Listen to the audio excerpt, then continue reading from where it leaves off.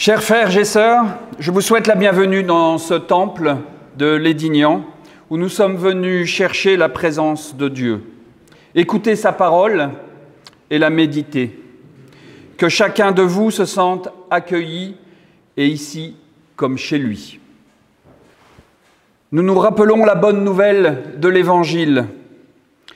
Qui que vous soyez, quoi que vous ayez fait, la grâce et la paix vous sont donnés de la part de Dieu notre Père et de Jésus-Christ, notre Sauveur. Je vous propose de vous lever pour faire accueil à cette grâce en écoutant le psaume 118.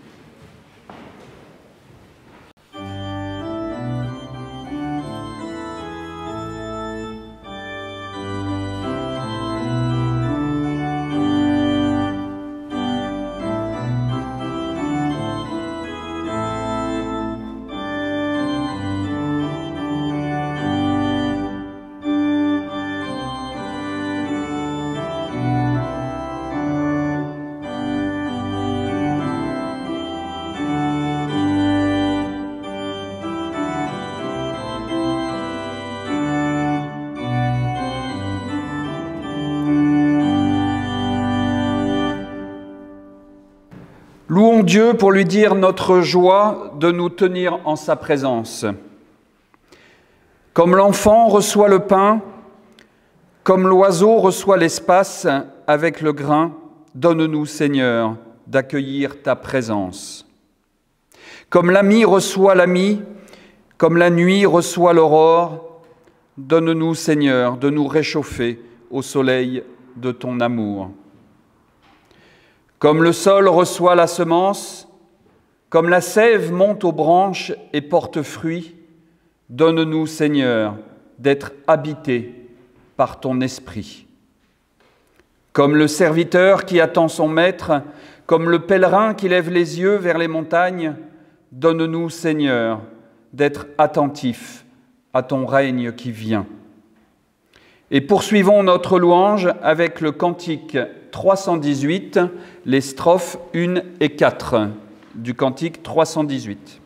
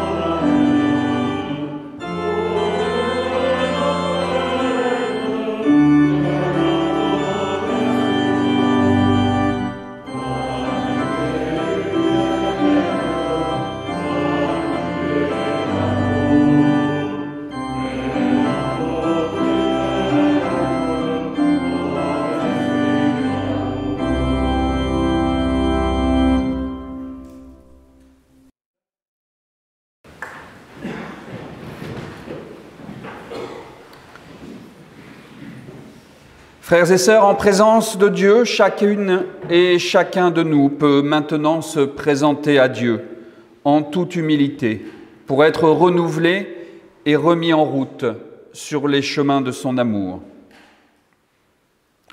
Seigneur, alors que nous venons ici pour nous ressourcer en ta présence, nous désirons d'abord déposer ce qui est lourd à porter, ce qui nous encombre.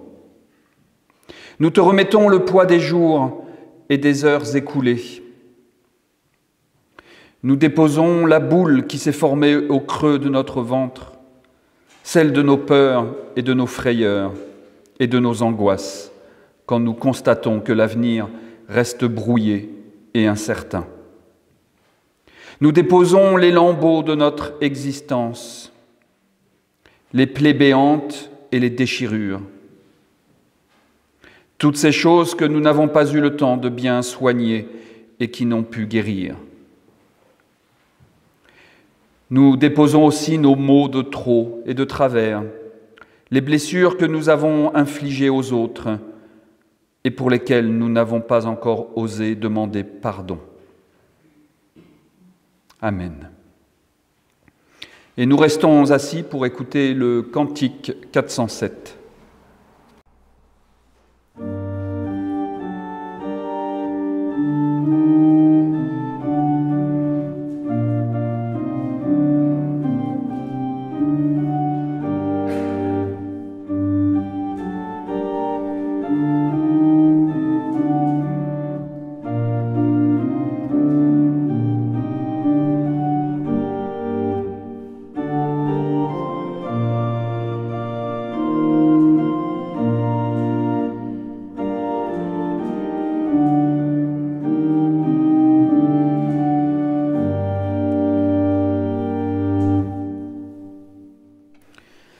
Frères et sœurs, accueillons la grâce qui nous est faite avec ces mots du livre de l'Apocalypse. « Voici, j'ai placé devant une porte ouverte que nul ne peut fermer. Tu n'as que peu de force, et pourtant tu as gardé ma parole, et tu n'as pas renié mon nom.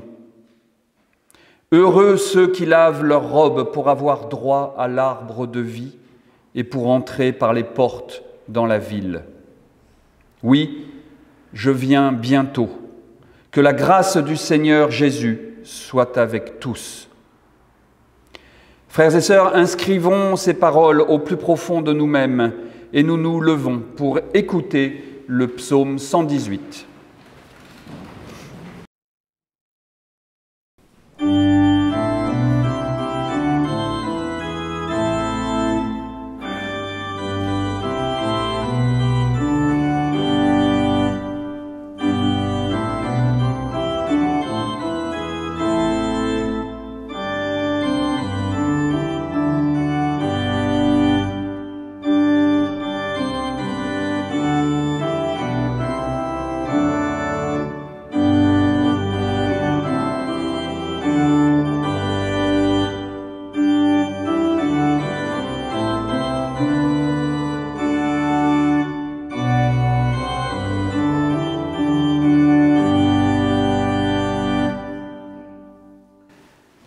Fortifiés par le pardon de Dieu et pour inscrire la grâce que nous avons reçue dans le temps, rappelons-nous ceci.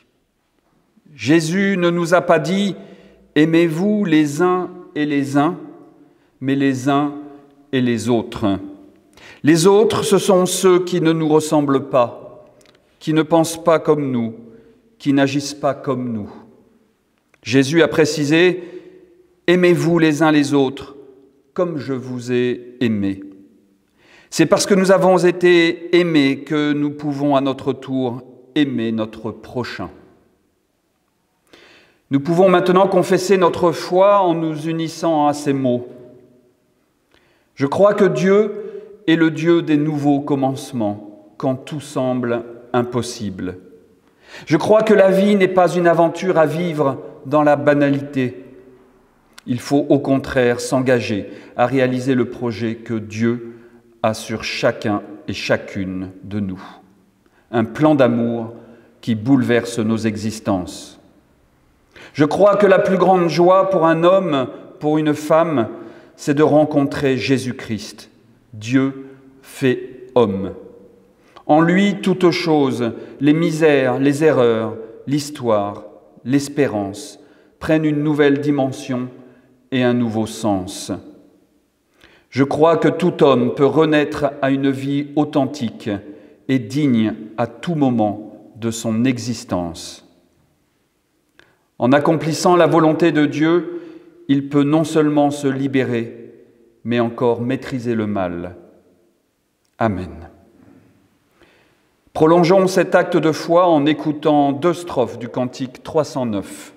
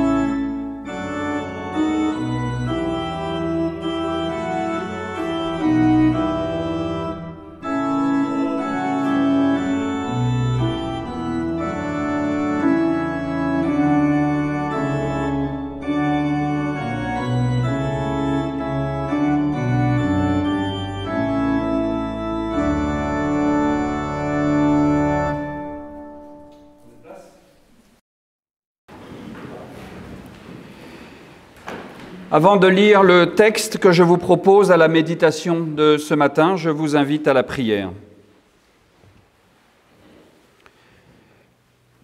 Seigneur, nous voici devant toi, prêts à entendre ta parole. Nous te prions de venir à notre rencontre, toucher notre cœur et notre intelligence, donner du sens à nos pas. Que ta parole soit une lampe, une lumière sur nos sentiers. Amen. Pour ce matin, je vous propose de méditer sur le début de l'évangile de Jean au chapitre 1, les versets 1 à 9. Au commencement était le Verbe, et le Verbe était tourné vers Dieu, et le Verbe était Dieu. Il était au commencement tourné vers Dieu. Tout fut par lui, et rien de ce qui fut ne fut sans lui.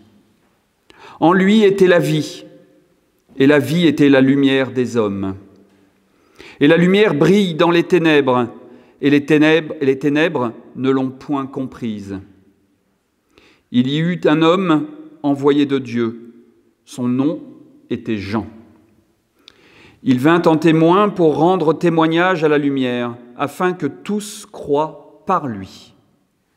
Il n'était pas la lumière, mais il devait rendre témoignage à la lumière. Le Verbe était la vraie lumière qui, en venant dans le monde, illumine tout homme. Chers frères et sœurs, chers amis, permettez-moi de reprendre un extrait de ce texte que je viens de vous lire. Au commencement était la parole. La parole était Dieu. La vie était la lumière des humains. La lumière brille dans les ténèbres et les ténèbres n'ont pas pu la saisir. La semaine dernière, nous avions abordé le début du récit de Marc comme un nouveau récit de la création. Avec ce commencement, cette idée de commencement qui introduisait l'Évangile. Aujourd'hui, avec ce texte de l'Évangile de Jean, je ne peux pas m'empêcher de faire à nouveau un rapprochement avec le récit de la création dans la Genèse. Nous avons à nouveau un commencement, ou je devrais dire plutôt un commencement nouveau. une création nouvelle. En effet, le récit de la création est peut-être encore plus présent au début de l'évangile de Jean, avec d'abord cette parole qui est Dieu, la même parole qui est au début de la Genèse. Dès le verset 3, Dieu parle. Dieu dit une parole, une seule, qu'il y ait de la lumière. Dans la Genèse, alors que le monde n'est qu'un chaos entouré de ténèbres, Dieu y fait pénétrer la lumière par la parole. Cette même lumière que l'on retrouve au début de l'évangile de Jean. Cette lumière qui est au milieu des ténèbres annonce la vie, tel l'arc-en-ciel qui annonce la fin du déluge. Alors aujourd'hui, je voudrais de nouveau aborder ce commencement, mais à la lumière justement de cette lumière que nous annonce Jean-Baptiste. Alors pourquoi la Bible présente-t-elle tant de commencements ? J'ai déjà évoqué la semaine dernière les nombreux commencements de l'Ancien Testament. L'histoire de Joseph, l'Exode, le retour d'exil de Babylone, des commencements qui se prolongent dans le Nouveau Testament. Cela signifie-t-il que Dieu est comme moi et qu'il n'arrive pas à finir les travaux qu'il entreprend et qu'il est obligé de recommencer à chaque fois? Ce qui pourrait me rassurer finalement, puisque je serais certain dans ce cas d'être à l'image de Dieu. Non, bien évidemment que non, je ne crois pas qu'il s'agisse de cela. Il suffit de regarder nos vies pour comprendre qu'il ne s'agit pas de ça. L'humanité est confrontée depuis la nuit des temps à des moments ténébreux, terriblement ténébreux, à des chaos, que ce soit des épidémies, des guerres ou les catastrophes naturelles. Nos vies sont souvent tumultueuses aussi, avec hélas la traversée de moments compliqués, que ce soit les périodes de deuil, la maladie, les problèmes professionnels. Bref, je pense que la liste serait trop longue si je devais prendre le temps de faire une énumération à la Prévert de tout ce qui peut entacher nos vies. Des vies qui ne sont finalement pas de longs fleuves tranquilles.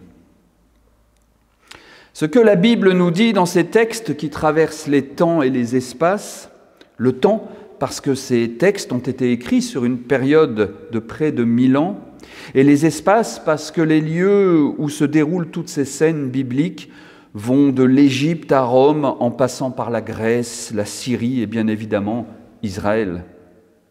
Ce que la Bible nous dit, c'est que Dieu est toujours capable de mettre de la lumière quand l'homme n'y arrive plus.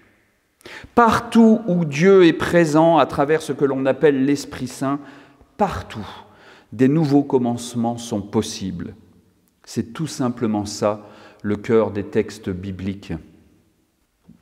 Dieu désigne dans ces éternels nouveaux commencements cette capacité de nous mettre en mouvement et de sortir d'un état de sidération représenté dans ce texte de Jean par les ténèbres, justement. Dieu désigne ce qui injecte de nouvelles possibilités dans nos vies et dans nos projets et qui permet de nous mettre sur un chemin orienté vers plus de clarté, représenté ici par la lumière. Quand Dieu nous invite à un nouveau commencement, cela indique que notre histoire n'est pas orientée vers l'obscurité, mais vers ce qui rend la vie plus lumineuse et plus éclatante. Cela peut concerner les ténèbres que je qualifierais de globales, d'universelles, comme la pandémie, une guerre, mais aussi à notre échelle individuelle, dans nos cellules familiales ou même au sein de l'Église. Nous retrouvons cette possibilité de nouveauté, de vie, quand tout semble impossible dans les psaumes. Par exemple, le psaume 139 qui dit « Même les ténèbres ne sont pas ténébreuses pour toi. Et la nuit devient lumineuse comme le jour. Les ténèbres sont comme la lumière. » Le psalmiste chante cette advenue de la lumière, même dans les ténèbres. Paul aussi, dans sa deuxième lettre aux Corinthiens, laisse entendre aussi que quand tout semble perdu, Dieu n'a pas dit son dernier mot. Je cite au chapitre 4 de cette lettre aux Corinthiens, « Nous sommes pressés de tous côtés, mais nous ne sommes pas écrasés. Nous sommes dans des impasses, mais nous arrivons pourtant à passer. Nous sommes terrassés, mais nous ne sommes pourtant pas achevés. » Je voudrais en venir à cette période de l'Avent qui annonce Noël. J'ai retenu ce texte bien évidemment pour cette lumière annoncée à Jean-Baptiste, qui pour nous annonce cette espérance à travers l'arrivée de l'enfant Jésus. Mais de quelle espérance s'agit-il ? Pour y répondre, j'aimerais partager avec vous quelque chose de personnel. J'ai longtemps eu du mal à donner un véritable sens à Noël dans ma vie. Bien sûr, les réunions familiales étaient toujours très sympathiques, même si cette année, ces réunions seront plus difficiles à organiser. Les souvenirs d'enfance autour du sapin de Noël sont indélébiles, de même avec mes propres enfants plus tard. Les décorations de Noël en Alsace, tout ça rendait cette période très agréable et très sympathique. Mais cette fête de Noël qui se limitait pour moi à un simple anniversaire de la naissance de Jésus, avec tout ce que cela entraîne dans le déchaînement publicitaire et commercial, je n'arrivais pas à me l'approprier, à en faire quelque chose pour ma vie. Qu'est-ce que l'on attendait de Noël ? Cela fait 2000 ans ou presque que nous l'attendons, ce nouveau-né, qu'il vienne naître dans nos foyers, dans notre univers. Et pourtant, même si les conditions de vie se sont améliorées pour une partie de l'humanité depuis 2000 ans, mais pour une partie seulement, l'humanité a traversé des crises dramatiques. En réfléchissant de cette manière, je crois que je me trompais sur un élément essentiel, il me semble.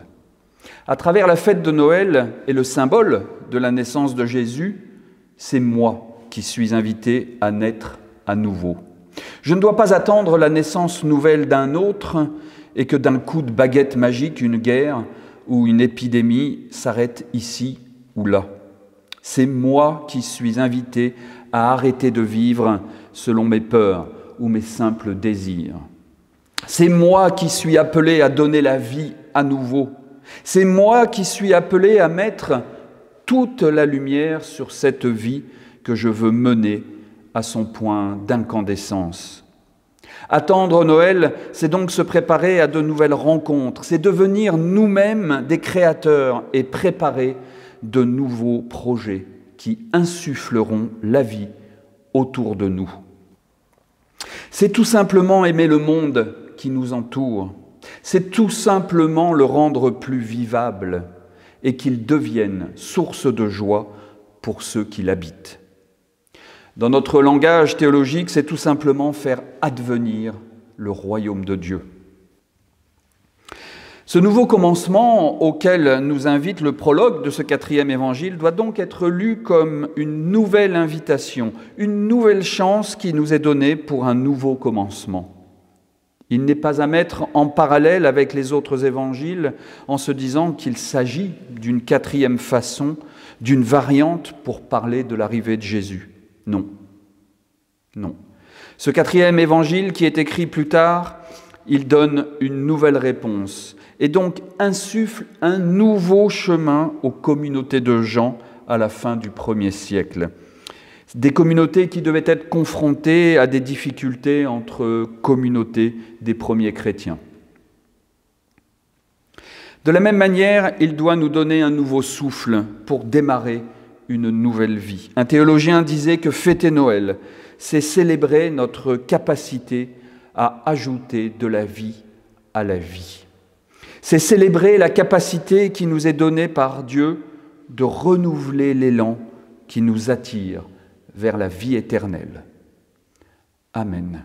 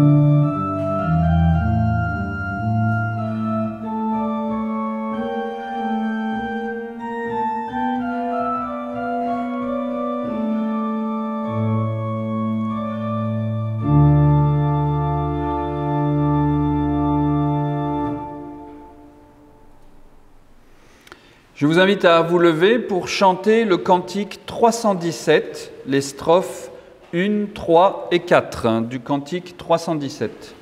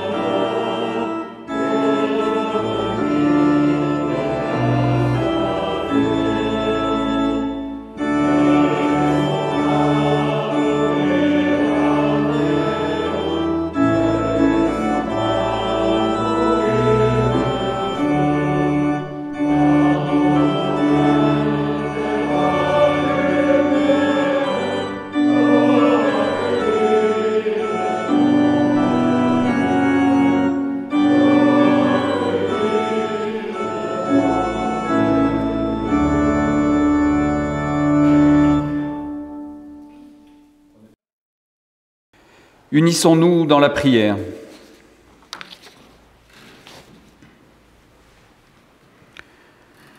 Dans ces jours sombres que nous vivons, où tant d'hommes et de femmes ont peur du lendemain,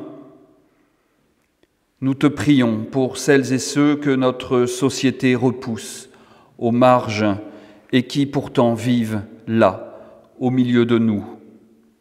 Les travailleurs précaires, les chômeurs que la crise sanitaire fragilise, les sans domicile, toujours plus nombreux et toujours plus isolés, les réfugiés dont les droits s'amenuisent encore et encore. Qu'ils soient des balises qui nous rappellent à l'humanité et la fraternité. Nous te prions pour nos familles, pour nos proches, qu'ils soient ici tout près de nous, ou plus loin, pour celles et ceux qui nous accompagnent et rendent nos journées plus belles, qu'ils soient source de vitalité et de tendresse. Nous te prions pour toutes les familles endeuillées qui, aujourd'hui, se préparent à un Noël difficile. Nous te prions pour les humains du monde entier, qu'ils aient la chance de vivre pleinement et de s'épanouir. Qu'ils découvrent dans la confiance qu'avec toi, Seigneur, tout jour nouveau est un jour qui les accueille et qui leur apporte des promesses de vie et qui leur promet la lumière. Nous te prions pour tous ceux qui ne perçoivent pas encore cette lumière que tu promets dans les ténèbres et qui ne croient pas à la possibilité d'un nouveau commencement. Permets, notre Dieu, que nous finissions cette prière en nous unissant aux tout premiers disciples, ceux parmi lesquels se trouva celui qui dit à Jésus, « Seigneur, apprends-nous à prier. » Notre Père, qui es aux cieux, que ton nom soit sanctifié, que ton règne vienne, que ta volonté soit faite sur la terre comme au ciel. Donne-nous aujourd'hui notre pain de ce jour et pardonne-nous nos offenses, comme nous pardonnons aussi à ceux qui nous ont offensés. Ne nous laisse pas entrer en tentation, mais délivre-nous du mal, car c'est à toi qu'appartiennent le règne, la puissance et la gloire au siècle des siècles. Amen. Et je vous invite à vous lever pour la fin de ce culte.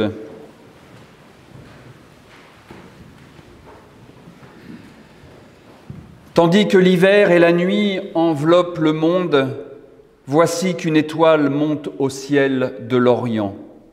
Voici qu'approche l'heure où l'enfant nous est donné. Viens, Seigneur, nous t'attendons. Viens renaître en nous, source de vie. Viens nous libérer, Prince de la paix. Viens nous éclairer, lumière du monde. Viens, Seigneur, nous t'attendons.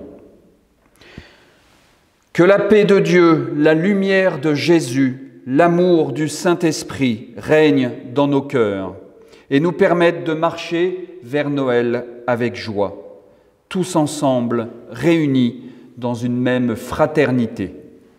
Amen. Et je vous invite à prendre le cantique 882 pour terminer ce culte.